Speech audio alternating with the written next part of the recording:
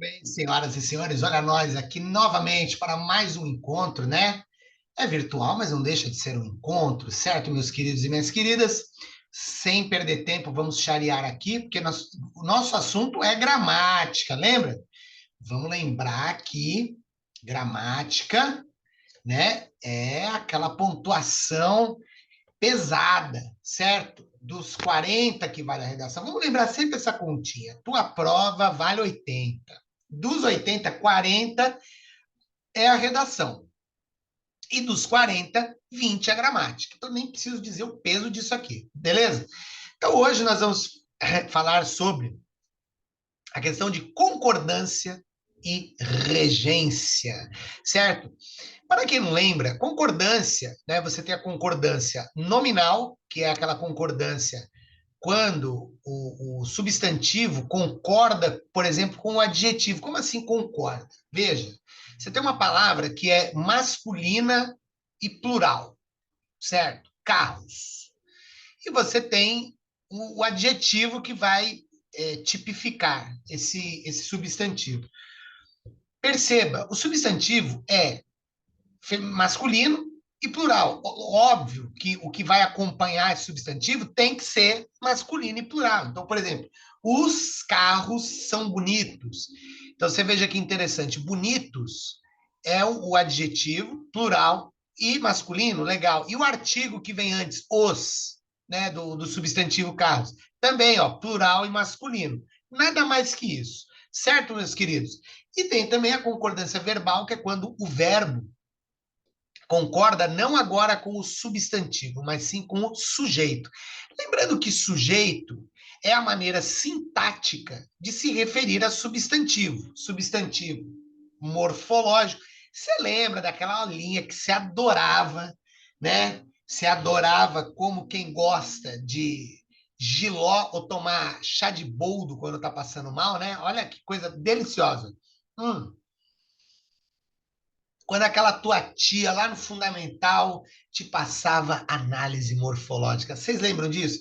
Era fogo, né? Morfologia nada mais do que referir-se às classes gramaticais. Então, por exemplo, substantivo, adjetivo, verbo, você classifica, é uma maneira simples até.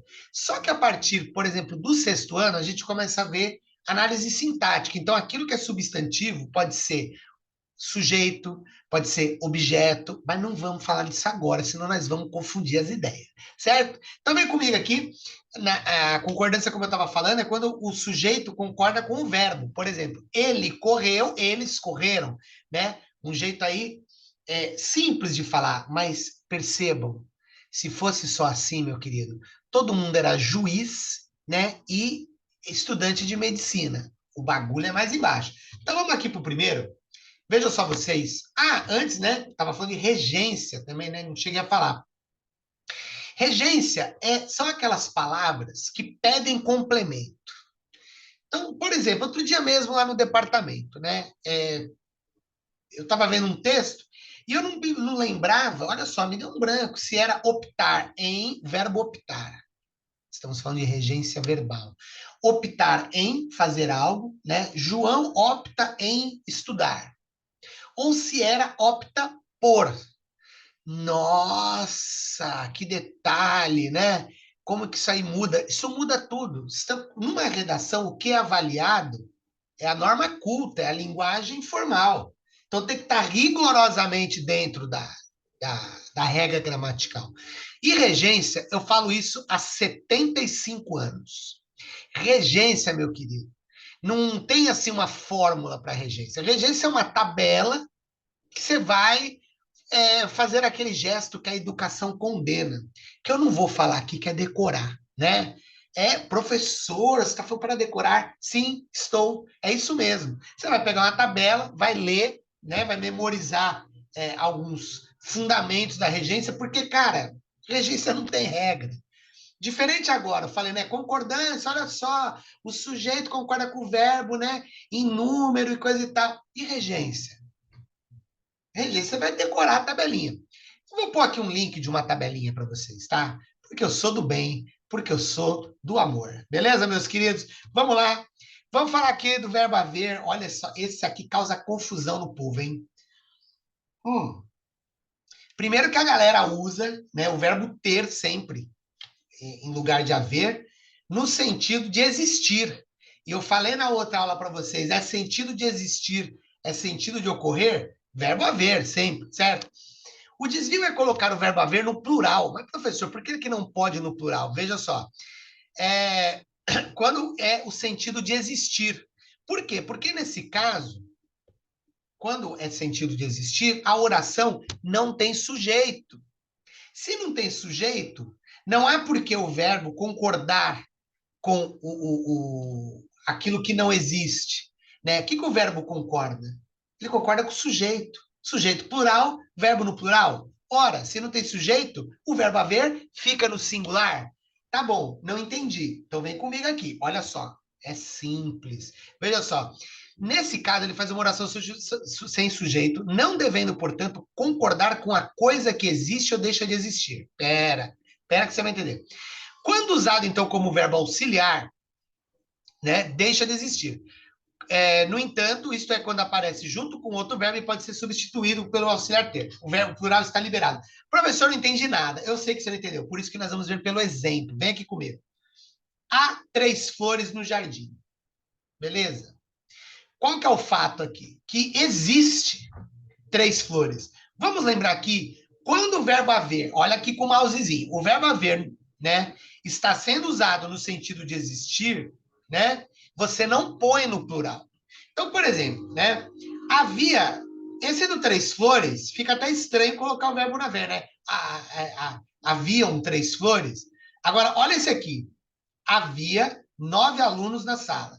Por que que é havia e não haviam? Por uma razão muito simples. O verbo haver aqui, pode observar, ele está no sentido de existir. Substitui o verbo haver por existir. Mostra aí para mim. Não ficou existem 9 alunos? Oh, mas o existe concorda com o sujeito, professor. Olha só, existe aluno, existem alunos. Eu sei, mas o verbo haver não funciona assim, porque no sentido de existir, ele permanece no singular, certo? Tá, então por que aqui embaixo o verbo haver está no plural? Por uma razão muito simples. Nós temos aqui a presença, observe, de uma locução verbal. Putz, lá vem ele com aqueles nomes, né, que eu trago do ensino fundamental com traumas terríveis da minha vida, com esses nomes estranhos, né, do tipo oração subordinada adverbial, locução adverbial de lugar e por aí vai, não é? Eu tô ligado na sua, mas vem aqui comigo que isso aqui é simples. O que é uma locução verbal? São 2 verbos em que há um verbo auxiliar e um verbo principal. Por exemplo, eles haviam mudado. Qual foi a ação principal aqui? Foi a ação de mudar, certo? Se a ação foi de mudar, o verbo principal é mudar. E o que é o verbo haver? Ele é um verbo auxiliar. Então, verbo auxiliar mais o verbo principal, você tem a locução verbal, certo? Então, quando você tem locuções verbais e tem o verbo haver, olha só que interessante. O plural está liberado. Ele vai concordar com o sujeito. Quem que mudou? É muito simples. Quem mudou? Pergunta simples. Vamos ver quem é o sujeito? Quem que mudou? Quem mudou foram eles. Eles, o sujeito, plural, verbo no plural. Então, o verbo aqui permite o verbo haver aqui. Até porque não é sentido de existir. Você concorda comigo? Olha o outro aqui embaixo. Nós havíamos colocado, novamente, 2 verbos, um principal. Qual foi a ação? Foi a ação de colocar. Você concorda comigo? Então, esse é o principal, esse é o auxiliar. E, afinal, quem colocou? Quem colocou fomos nós, certo? Nós, plural, então nós havíamos colocado. Ficou claro, meu querido? Se não ficou, pode voltar o vídeo aí, que eu expliquei detalhadamente essa parada. Beleza? Vamos passar para o próximo? Olha só. Olha os detalhes tão pequenos de nós dois, certo? Percebam que eu não falei pequenos detalhes. Pequenos detalhes é pleonasmo, nunca use, viu? Lembrar-se de ou lembrar. Trata-se aqui de um erro de regência verbal, né? Quando o verbo pede complemento ou não, né? Complemento geralmente de uma preposição. Então, ó, isto é, saber se quando um verbo precisa de uma preposição ou não. Cadê a preposição aqui? Olha o de, tá vendo o de? O de aqui é preposição. No caso, é só saber que quando o verbo é pronominal, putz, professor, o que é isso, pronominal? Vamos lembrar, vem aqui comigo que eu te lembro. Onde é que está o pronome aqui, ó? Perceba, você tem um lembrar, que é um verbo de ação, correto? A ação de lembrar. E você tem aqui um pronome oblíquo. Lembrar-se, lembrar-te-ei, certo? Vou lhe dizer, vou lhe fazer, ó, lhe, te, se, né? Se, se, e por aí vai. Lo, né? Pegá-lo, vê-lo. Agora, olha só, lembrar-se de. Então, veja, no caso, é só saber que quando o verbo é pronominal, ou seja, tem um pronome oblíquo, fazer-te, lembrar-se, pegar-lhe, né? Cadê aqui? Quando o verbo é pronominal, lembrar-se no lugar de só lembrar. Precisa vir acompanhado de preposição. Olha que simples. Se tem pronome, vem com preposição. Se tem pronome, vem com preposição. Jo eras. Beleza? Por favor, me lembre, olha aqui, ó, me lembre. Na verdade, na linguagem formal, isso aqui nem poderia estar aqui. Eu vou dar uma aula disso aqui para vocês, que é colocação pronominal, né? Ó, por favor, me lembre, né? Você está iniciando a oração logo após a vírgula, né? Ou iniciando esse trecho, logo após vírgula, o início da oração, você não pode pôr pronome oblíquo. Então aqui seria, por favor, lembre-me. Mas ninguém fala assim. Eu sei, mas o português formal é assim, né? Aliás, quem fala assim é português. Por favor, lembre-me de ajudar. Mas vamos esquecer isso aqui agora, né? Aqui que nós estamos vendo. O verbo lembrar acompanhado de um pronome. Opa, verbo acompanhado de pronome, manda o de. Ele anotou, hein? Eu tô ligado que você anotou. Você está se lembrando, olha aqui, novamente, pronome oblíquo, que já te pede a preposição. Não tem segredo isso aqui. Isso aqui, dois palitos, certo? Agora, olha quando não tem pronome. Eu lembrei de que você... Não, né? Não tem o pronome, então é simplesmente eu lembrei que. Essa regra também é multiuso, se aplica da mesmíssima forma ao verbo esquecer, né? Quem esquece, esquece algo. Agora, se esse esquecer tiver pronome, esquecer-se, esquecer-te, aí vai a preposição de. Certo, meu querido? Certo, minha querida? I love vocês. Vamos para o próximo. Uau, olha este verbo. Esse aqui é o que pega na curva. O verbo assistir. Por uma razão muito óbvia. Olha só, vem comigo. O verbo assistir, ele é uma palavra com outros sentidos além daquele que você conhece. Ou seja, palavras com outros sentidos são palavras polissêmicas, certo? O verbo, olha lá, ele pode aparecer como diferentes sentidos, como presenciar algo, né? Você ver algo, ou ajudar alguém ou apoiar uma causa. Você já reparou, né? Olha aquele profissional que a profissão dele é dar assistência às pessoas. Você conhece o assistente social. Por que ele tem que ser assistente? Porque ele assiste. Olha aí. Antigamente, a gente pega livros do Nelson Rodrigues, né? Que eu amo.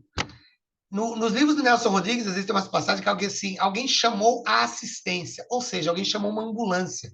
Olha que expressão antiga, né? Mas era assim, de assistência médica, certo? Mas olha só, a galera confunde o assistir de ver com o assistir de ajudar, certo? Então, por exemplo, vamos lá, referindo-se a coisas, né? O problema só acontece quando ele se confunde com o verbo ver, né? Assistir com ver, referindo-se a coisas como espetáculos, televisão, filmes e por aí vai.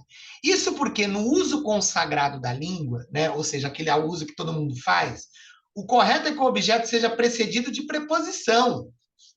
Como assim? Quem assiste de ver, assiste a algo.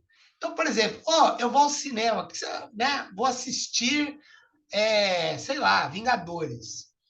Se eu entender literalmente o que você disse, significa que você me diz que você vai ajudar na produção do filme. Ah, eu vou assistir Vingadores. Então você vai ser contra a regra, você vai ser o cara do microfone, você vai servir o cafezinho, né? Você vai ser o ator, sei lá o que você vai ser lá. Porque foi o que você disse. Não, mas não mais o quê? Você falou para mim, ó, vou assistir Vingadores. Agora eu vou assistir ao filme Vingadores, ó. Ah, aí sim você vai disse que vai ver o filme Vingadores. Putz, mas uma letrinha, pois é, uma letrinha que acaba com a tua redação. Beleza, meu querido? Vamos passar para o próximo aqui. Olha esse aqui, ó. Malandro, se liga na parada. Olha, eu sempre digo o seguinte: você vai a uma festa nesse sábado. Eu lembro uma vez, nunca vou esquecer, né? Eu tava por um acaso da vida, eu fui numa festa da Associação Médica de Santos.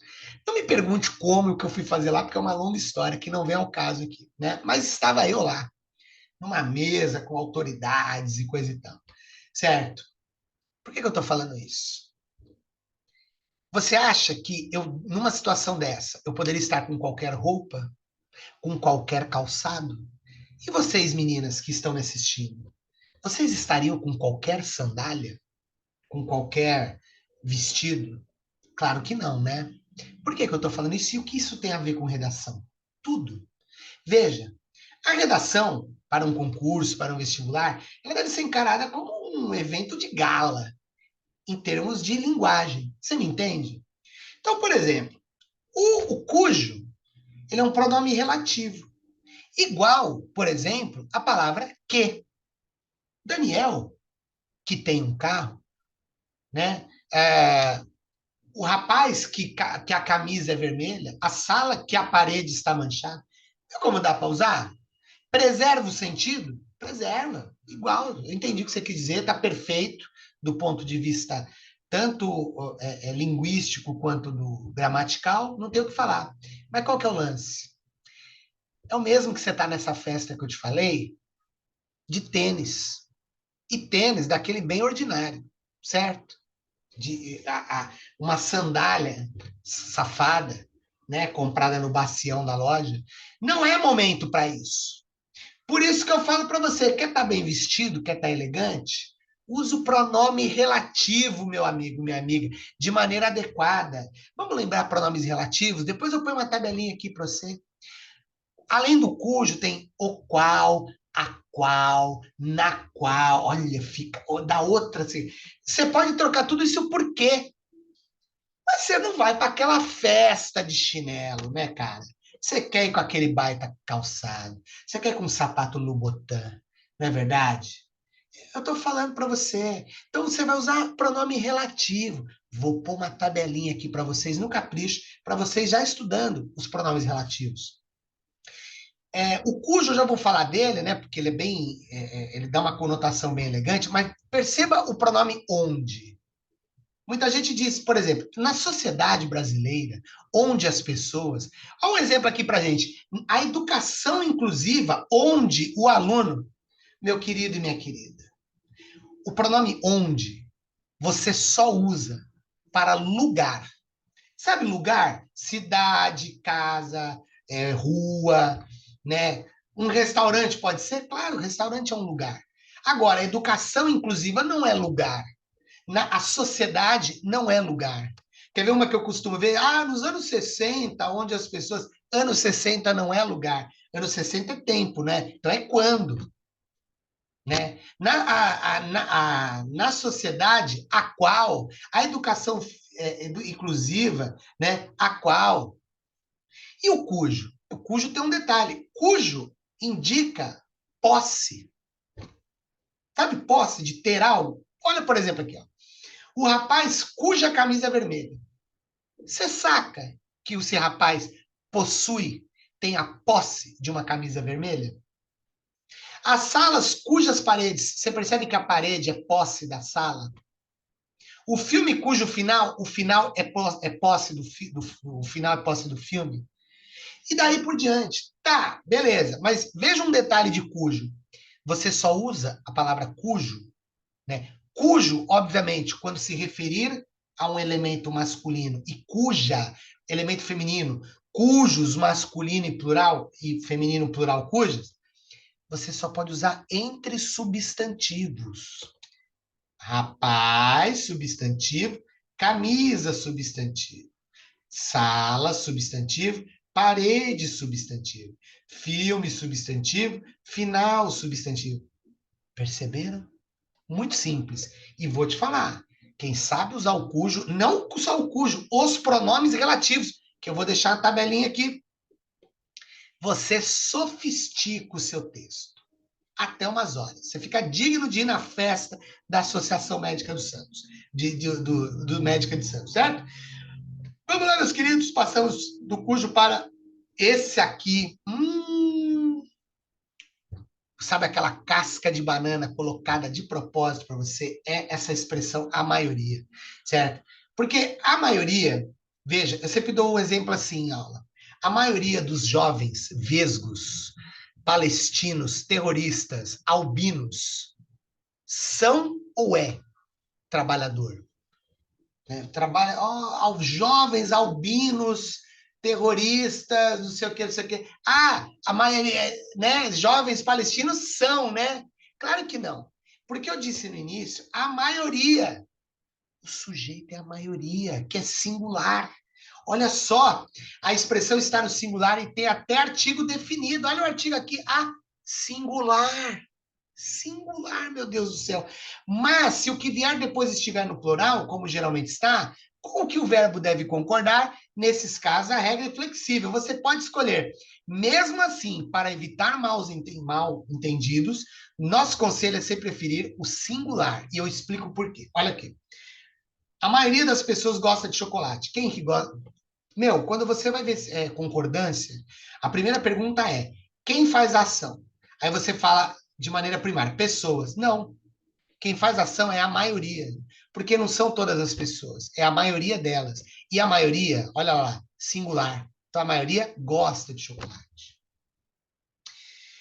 O governo procurou atender aos pedidos que as maiorias fizeram, né?